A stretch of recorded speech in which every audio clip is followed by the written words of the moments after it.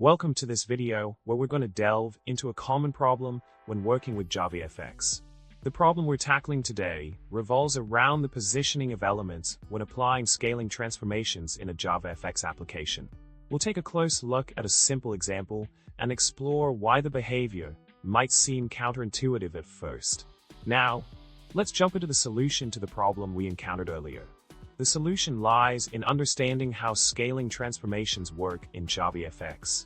When scaling a node using the setScaleX and setScaleI properties, the pivot point about which the scale occurs is the center of the untransformed layout bounds.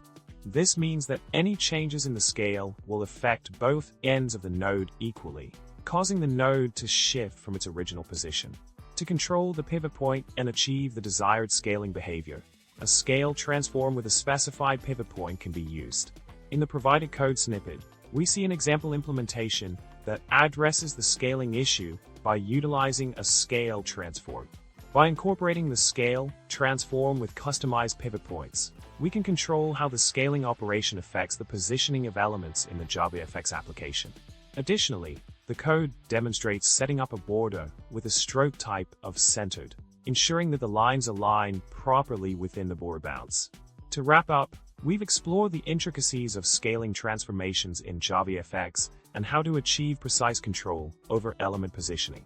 By understanding how pivot points affect scaling behavior and utilizing appropriate transforms and styling options, we can create visually appealing and accurately positioned UI components in JavaFX applications. If you found this video helpful, don't forget to subscribe, like the video, and leave a comment below.